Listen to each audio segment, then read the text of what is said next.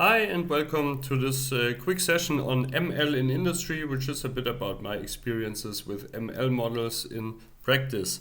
The outline will be, usually I think it pays off to be also a bit pragmatic with ML. So, the Pareto principle, probably 20% of the input already gives you 80% of the outcome.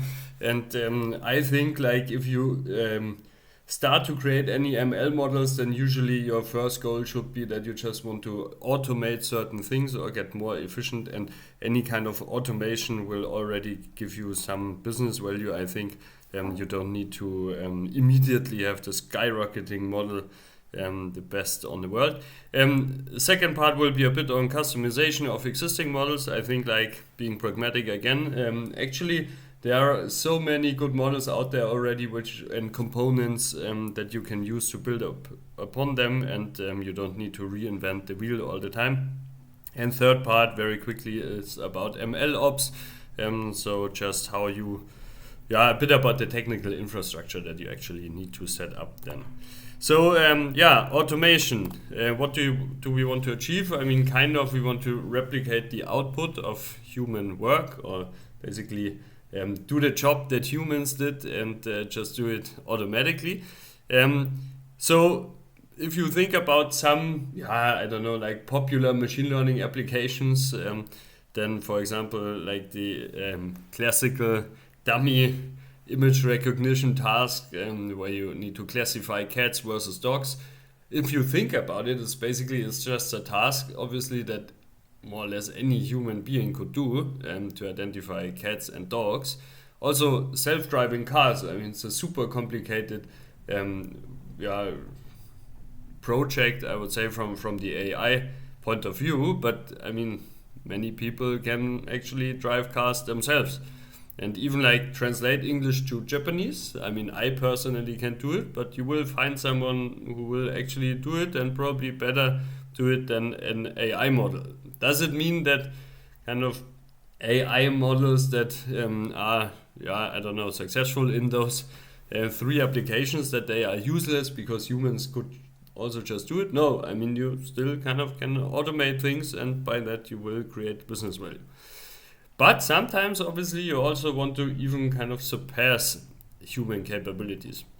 So you want your ML model to actually be superior to what human people could do, and one easy way to achieve that is actually ML models usually run faster and they are more scalable. So one example is, if I give you the task to do a topic analysis of all global tweets of the last 5 minutes, and then you would need to first read all those tweets, which you probably cannot do in a quick time, and ML models could do it. And also ChatGPT, I mean, any given feedback of the chatbot might be written by a human person as well, and might be written even better, but basically you will not find any single person that can, first of all, respond that quickly and like really create a big block of text in such a short time period, and also who is knowledgeable in so many different topics. Like you can ask for computer programming problems or how to cook a certain dish or whatever. So I think even in that regards, you kind of already surpass human capabilities.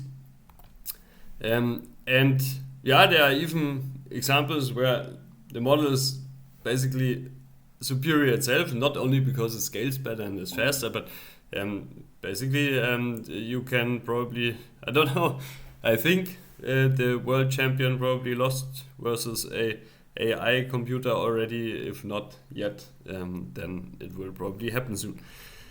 Okay, so I think like try to automate and replace at least certain components that usually human people did do, and then you already have a business model, so to speak. Customization. So we want to now create a powerful robo. This nice robo was created by Stable Diffusion, a image generation model. Okay, so robo means just you have some ML application. And what do you need for that? Well, you need two inputs. you need a good model architecture, and you also need to have a meaningful data set that you can use to train the model. So model architecture, what do we mean by that? Usually, for example, if you go into deep learning AI applications, then it's all about neural networks, which is shown on the left here, like individual nodes, and they interact with each other. I won't go into the details, so that's one way to visualize it. On the right hand, you see a different way where you basically have it as an input. You have an image, and you have several layers where the AI neural network tries to make an understanding out of that image, and the architecture is in a way that you first screen the full picture, and then you get smaller and smaller, because you basically in the beginning you search the full image, but eventually you will already know which are the important components, and you don't need any pixel anymore to know that basically there is a car, and you can decode it more efficiently because it's an image about a car. So that's a bit the intuition behind it. And obviously a lot of data. And as we will see soon, data there's a lot of data out there, but it's not necessarily always immediately in the form that you need to have it, but also not only like the form where you can just reformat it, but it's also sometimes like you just don't have the data that you need. So how does learning work? So we have a model architecture, which is, we know already we want to build something with several hidden layers, let's say 3 hidden layers. And now the exact arcs here, or the connections between the individual layers, they will be eventually defined by the data. So we already know the structure, but not yet exactly how these interactions will materialize. And how do we do that? So during training of the model needs to learn, and that's why we usually need an objective function. So we need eventually a metric that tells the algorithm, whether an outcome is good or not. And what you usually have is like a high-dimensional space, and then you have a surface, and in that surface you need to find the optimal spot. And in this case, you will need to find the minimum value, and during optimization, you move along here until you have found that optimal value. And if you have that, then you can use that as feedback. So the classical setup is you do supervised learning. So the exemplary objective function would be accuracy. If you try to identify cats and dogs, then basically if I show you 100 images, how many images did you get correctly, which is the accuracy. And now you want to maximize, like the image before showed you a minimization problem, but now you want to maximize the accuracy. Okay, and the feedback, like when you show the model the data, then you predict all the images, you look at how many did you get correctly, and then you need to find out, well, how do you need to change the model behavior such that you get a bit better accuracy. So that's high level how training and learning works. Okay, and keep in mind here, this is like the very crucial point. You need to have that labeled data. So if I want to create a model that understands how to identify a cat, then you will need a lot of cat images. And it's not necessarily just lying around this data, because someone needed to sit down and find images of cats and images of not cats, so that you have like an understanding of which are cats and which are not cats. Then only then you will be able to train a good model. Okay, so then the idea is to customize an existing model. So don't reinvent the wheel, unless obviously you have to. But there's a saying, standing on the shoulders of giants. So try to find something that already works quite well and then try to either fine tune it or to use transfer learning or extend the model in some way. What that means, we will see in a second. So let's make an easy example. So we want to gradually build a model, and the idea would be, the task is we want to classify the sentiment of client emails so that you ultimately know who is very angry with you, and so you can prioritize the urgent complaints. So now, I mean, one way to achieve this goal is I just give you tons of labeled data. So like, I don't know, millions of emails. And in these emails, for each of these emails, I have already labeled whether the email is angry or not, or like positive or negative or whatever. And then you could train a model from scratch. But we probably, if you start your business, you don't have millions of client emails already. So what can we do? Well, we can, there are already large language models out there. So what is a large language model? It's basically a deep neural network that tries to understand language. Now, the question is, how can you teach a model to understand language? You need to, again, have an appropriate objective function and kind of label data. But how would you label the data for a given text, whether the model understands it or not? So it's not that straightforward. And there's actually a super nice trick how you more or less get something equivalent to labeled data. And it's basically you use clauses or gap texts. So what you do is you just shuffle every text that you can find into your model, and you don't just put the text in there, but you put the text and randomly cut out certain words. And now the model needs to fill in the gap again. So giraffes are the largest living animal in the world. And if the model kind of succeeds in doing that, then it will, first of all, also probably create some knowledge, because it needs to know that giraffes are large, actually. But it will simultaneously also pick up on language traits and kind of understand language. And now it's not like it's not a hassle to create that data set, because you more or less just need to download a lot of stuff and randomly kind of blank out certain words. Okay, now we already have a model that understands language, and we eventually need to get to the sentiment part of it. So the model needs to also identify whether something is like a bit more angry or negative. So another trick is we take the model how we already have it, and on top trying to improve it a bit.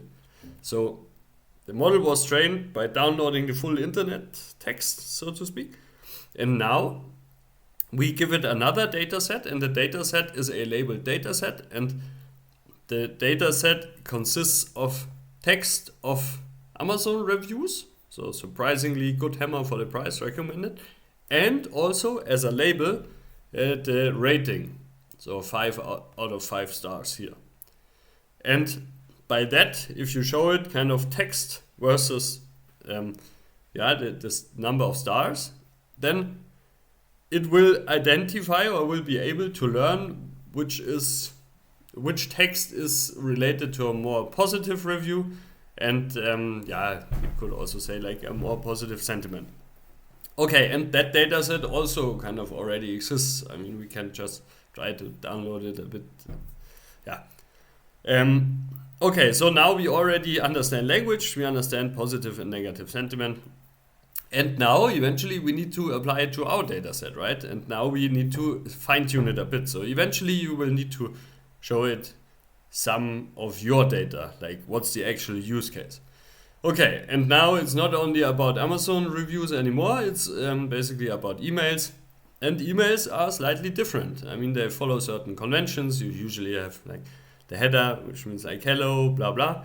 And at the end, you usually, if you are polite, you say best regards. And yeah, but like if it's your use case, then you will also have some company specific vocabulary, like the names of your products, or kind of if people ask about the pricing structure, then you need to know about the pricing rules, or the name of your app in the Android shop or whatever. And also, I mean, emails are not publicly visible, so you will sometimes get actually pretty sloppy writing style. I mean, it's emails. You could also have chats, like a chat window that pops up in your app or whatever. Then people will probably write even more sloppy. Kind of the environment defines how sloppy people write. And yeah, I mean, you will have all the stuff that you will usually get in your WhatsApp email messages as well, like falsely auto-completed words and all that stuff. And yeah, so like, long story short means your dataset will just have its own individual traits. Okay, so now we need some labeled email data to fine-tune to an existing, or our existing sentiment model. Okay, and now we could even improve it a bit further, because we might want to extend it.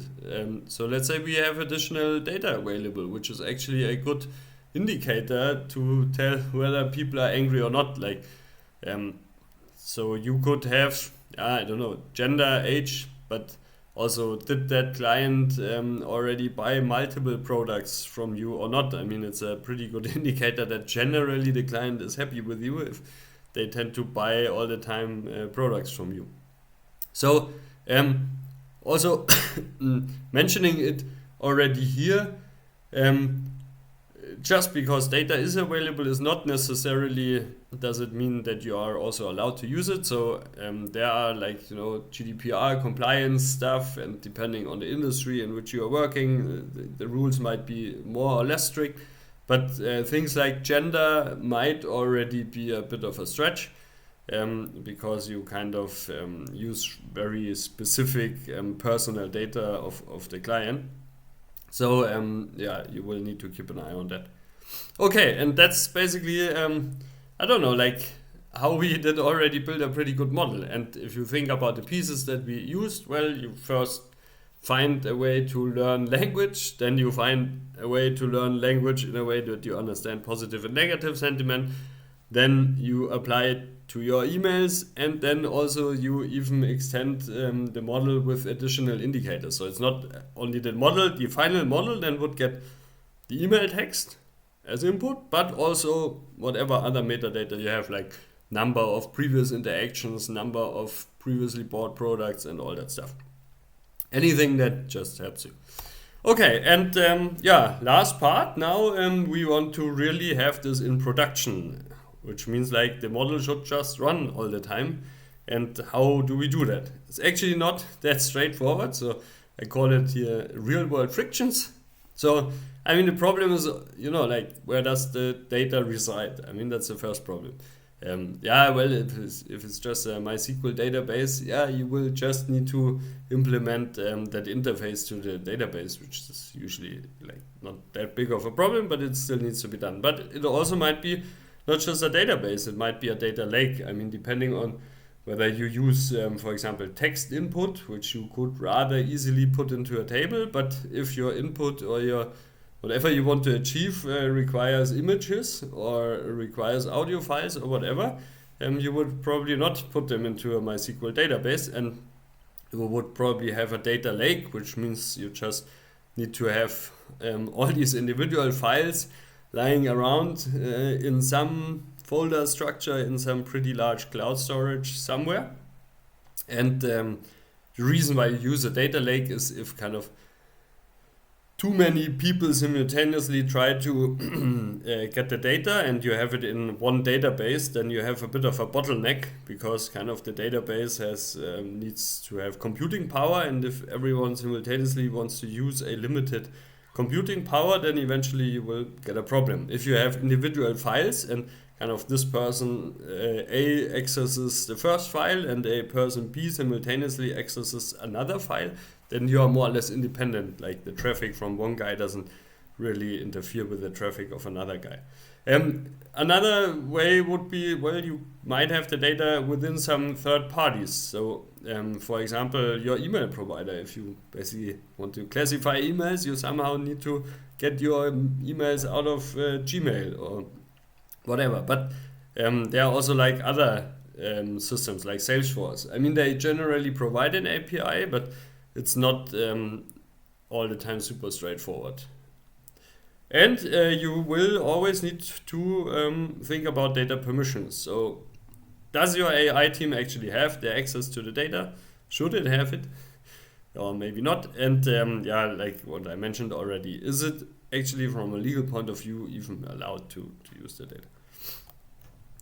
Okay, and then yeah, from dev to prod, so from development to production, it's like the buzzwords that you would use, but sometimes it's actually like you can think about it from laptop to cloud. So sometimes if you're lucky, you can do the prototyping still on a laptop. You still have enough memory, virtual memory and computing power and whatever. But you don't want to have your laptop running all the time. So eventually if your model should be doing stuff all the time, it needs to run 24/7, you will need to put it to the cloud. Also, you usually, like during the model fitting and the first experimentation period, you have something like a batch mode, which means like you usually more or less load in all the existing data and kind of predict it and then measure the accuracy and find out whether you have a good model or not. But in reality, basically you want to pick up an email whenever it arrives, and it will not be basically the whole history of emails, but you just get in real time one email, and in real time you want to do inference, and kind of also the result of your inference needs to go somewhere where it provides meaningful value. So you need to think about, is your inference endpoint scalable or not? So do you have serverless computing? So let's say you have an app which does some fancy AI stuff, and millions of people will simultaneously use it. Then you need to also have the computing power that millions of people can simultaneously use it. You need to again have a structure where the traffic of one person does not really harm or interfere with the traffic of another person. You need to do model monitoring. So yeah, I mean, you did set up your model once, but probably you need to update it once in a while. Like topics in emails, they tend to change. Like there was last month, there was this internet or this IT problem, and people complained about why doesn't the page load, and this time there was a booking error or whatever, and now they complain about different stuff. So you need to somehow monitor whether you are still whether the accuracy still matches your expectations or not. And like overarching for all of these problems, in reality, like you really need to care about digital security. Like, for example, your model is installed on some machine, and it might be a virtual machine somewhere in the cloud, but still, like, who does the operating system updates there? How do you make sure that you close any vulnerabilities soon enough by updating your systems? Is the data that you use encrypted? Because if it's somewhere in the cloud, something might go wrong. Is the data then encrypted or not? You need to, I mean, people need to have access to data, which is, I think, okay. Some need it also, like your AI team just needs to have access, otherwise they cannot build the data, but the model. But basically, when they access it, do they have passwords in place?